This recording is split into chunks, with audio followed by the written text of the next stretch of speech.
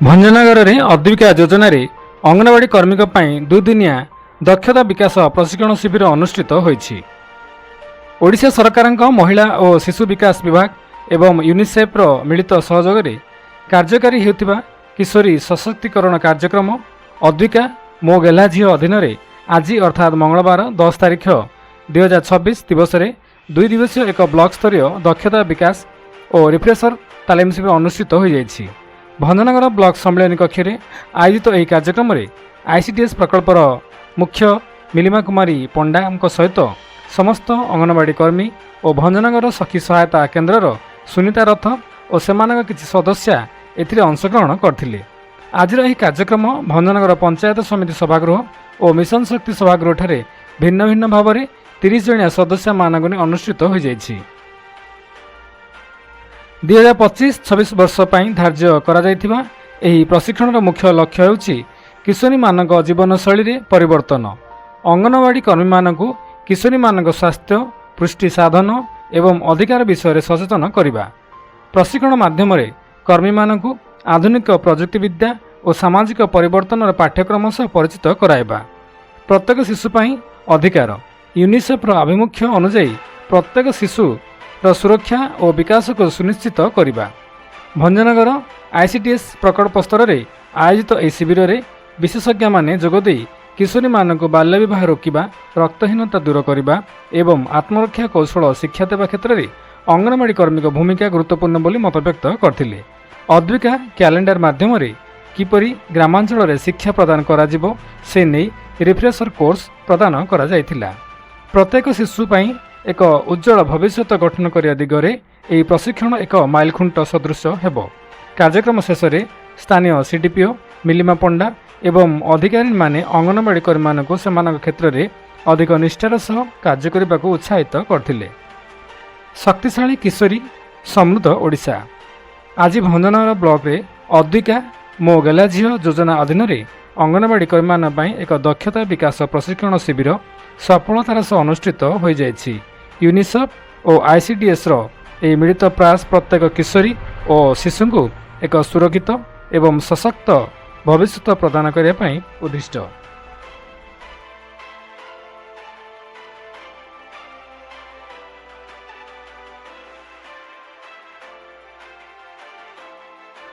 भंजनगर में अद्विका योजन अंगनवाड़ी कर्मी दुईदिनिया दक्षता विकास प्रशिक्षण शिविर अनुष्ठित होईछि। ओडिशा सरकार महिला और शिशु विकास विभाग एवं यूनिसेफ्र मिलित सहयोग कार्यकारी हेउथिबा किशोरी सशक्तिकरण कार्यक्रम अद्विका मो गेला झील अधीन आज अर्थात मंगलवार 10 तारिख 2026 दिवस में 2 दिवसीय एक ब्लॉक स्तरीय दक्षता विकास और रिफ्रेशर तालीम शिविर अनुष्ठित हो जाइछि।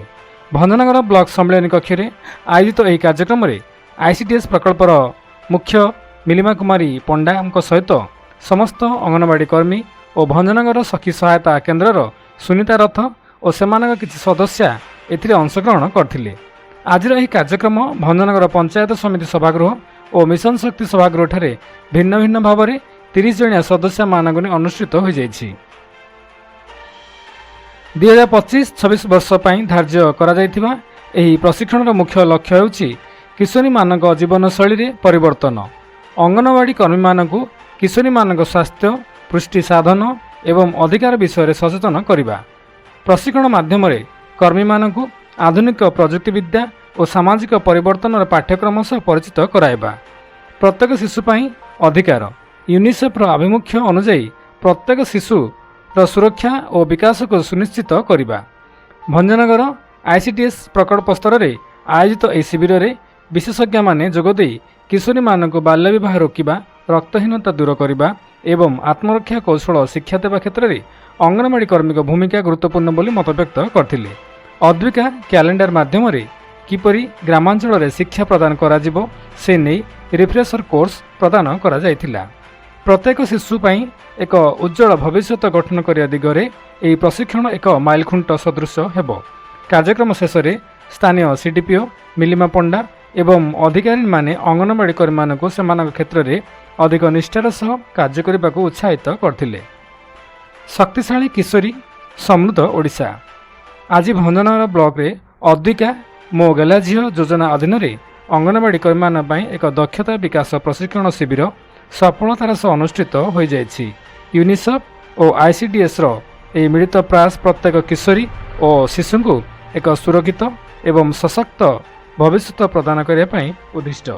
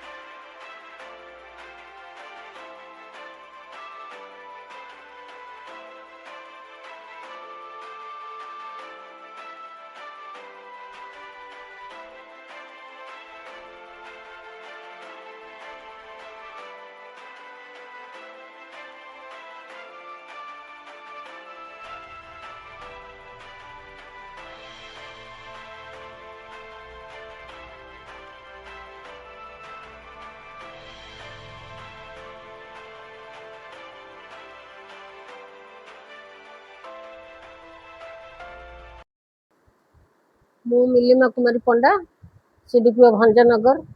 ଆମର ଅଙ୍ଗନବାଡ଼ି କର୍ମୀମାନଙ୍କୁ 2 ଦିନିଆ ତାଲିମ ଦିଆଯାଉଛି। ମୁଖ୍ୟମନ୍ତ୍ରୀ ପୁଷ୍ଟିକର ଯୋଜନା ମାଧ୍ୟମରେ ଆଜୀବିକା କାର୍ଯ୍ୟକ୍ରମ ପାଇଁ ଆମର ସ୍ୱତନ୍ତ୍ର 2 ଦିନିଆ ତାଲିମ ଶିବିର କରାଯାଇଛି। ଆମର ଗୋଟିଏ ବ୍ୟାଚ୍ରେ 30 ଜଣ ଅଙ୍ଗନବାଡ଼ି କର୍ମୀଙ୍କୁ ଆଜୀବିକା ସମ୍ବନ୍ଧୀୟ ତାଲିମ ଦିଆଯାଉଛି। ଏହି ତାଲିମର ମୁଖ୍ୟ ଉଦ୍ଦେଶ୍ୟ ହେଉଛି ଆମର କିଶୋର କିଶୋରୀଙ୍କୁ କିପରି ସଶକ୍ତିକରଣ କରିବା, ଆଉ ଏ ସଶକ୍ତିକରଣ ପାଇଁ ଆମର ଅଙ୍ଗନବାଡ଼ି ଦିଦିମାନଙ୍କର ଭୂମିକା ଅତ୍ୟନ୍ତ ଗୁରୁତ୍ୱପୂର୍ଣ୍ଣ। ସେମାନେ ହିଁ ତାଙ୍କର ସୁସ୍ଥ ସମାଜ ଗଠନ କରିବାରେ ଆମର 12 ମାସର 12ଟି ବିଷୟକୁ ନେଇ ପ୍ରତି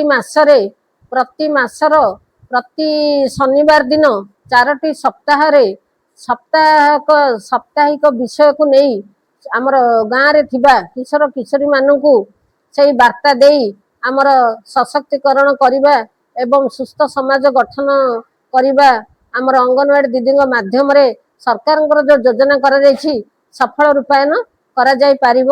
ଏହି ତାଲିମର ଏହି ଉଦ୍ଦେଶ୍ୟ ହେଉଛି ଆମର କିଶୋର କିଶୋରୀଙ୍କୁ କିପରି ସଶକ୍ତିକରଣ କରାଯାଇପାରିବ। ମୋ ନାଁ ଲକ୍ଷ୍ମୀ ସାହୁ, ମୁଁ ଜେଲୁଣ୍ଡିର ଅଞ୍ଚଳ ପରିଦର୍ଶିକା, ଭଞ୍ଜନଗର ICDS ବ୍ଲକରେ ମୁଁ କାର୍ଯ୍ୟରତ।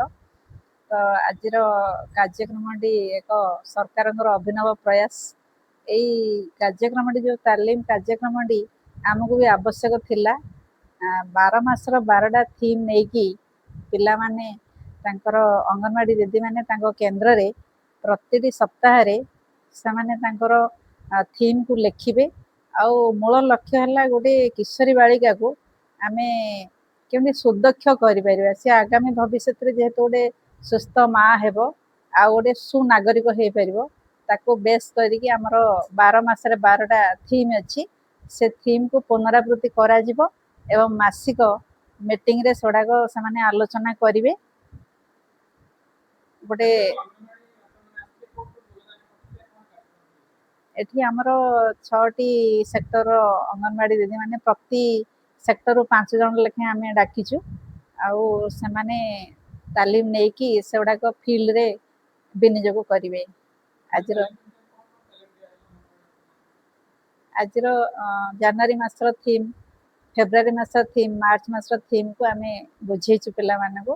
ସେମାନେ ପ୍ରତି ମାସରେ ସେଗୁଡ଼ାକ ପୁନରାବୃତ୍ତି କରାଇବେ, ପିଲାମାନଙ୍କୁ ଏନକରେଜ କରାଇବେ, ବୁଝେଇବେ। ସେମାନେ ସବୁ ଶିଶୁ, ସବୁ କିଶୋରୀ ବାଳିକା ଜାଣିବେ ଯେ ଆମର କ'ଣ ନ୍ୟାୟ ରହିଛି, ଆମେ କ'ଣ ଜାଣିବା ଦରକାର, ଆମ ପାଇଁ କ'ଣ କ'ଣ ସବୁ ନୀତି ନିୟମ ରହିଛି ଏ କିଶୋରୀ ବାଳିକା ଯୋଜନାରେ। MSPI ଯୋଜନା ହଉ, ଯାହା ବି ସରକାରଙ୍କ ଯୋଜନା ଅଛି, ଏଇଟା IEC ପ୍ରୋଗ୍ରାମ କହିଲେ ଭୁଲ ହେବ ନାହିଁ, ଯେହେତୁ ପୁରା ସରକାରଙ୍କ ଯୋଜନାଟାକୁ ସେ ଗ୍ରାମ୍ୟ ସ୍ତରରେ ଆମ ଦିଦିମାନେ ପହଞ୍ଚାଇ ପାରିବେ। ଏଇଟା ଗୋଟେ ଅତି ସୁନ୍ଦର ଅଭିନବ ଯୋଜନା ସରକାରଙ୍କର। ଆମେ ଏଇଥିପାଇଁ ଧନ୍ୟବାଦ ଦେଉଛୁ ସରକାରଙ୍କୁ ଯେ ଏଇ ଯୋଜନାଟା କରିଥିବାରୁ।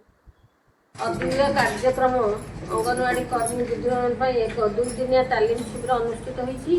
ଏହି ତାଲିମ ଶିବିରରେ ଉପସ୍ଥିତ ମୋର ସହକର୍ମୀ ଏବଂ ୱାନ୍-ଷ୍ଟପ୍ ସେଣ୍ଟର ମ୍ୟାଡ଼ାମ୍ ଏବଂ ଅଙ୍ଗନବାଡ଼ି କର୍ମୀ ଭଉଣୀମାନଙ୍କୁ ମୁଁ ଏହି କାର୍ଯ୍ୟକ୍ରମକୁ ତାଲିମ ଶିବିରକୁ ସ୍ୱାଗତ ଜଣାଉଛି ଏବଂ ନମସ୍କାର।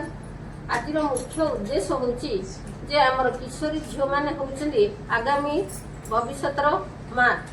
ତେଣୁକରି ସେମାନେ କିପରି ଏକ ସୁସ୍ଥ ମା ହେବେ ଏବଂ ସୁସ୍ଥ ସମାଜ ଗଠନରେ ସାହାଯ୍ୟ କରିବେ, ତାଙ୍କର ପୂର୍ବ ପ୍ରସ୍ତୁତି ପଥ କ'ଣ, ସେଥିଲାଗି ଆମର ଅଙ୍ଗନୱାଡ଼ି କର୍ମୀ ଦିଦିମାନଙ୍କୁ ଗୋଟେ ତାଲିମ ଶିବିର ଆୟୋଜନ କରାଯାଇଛି।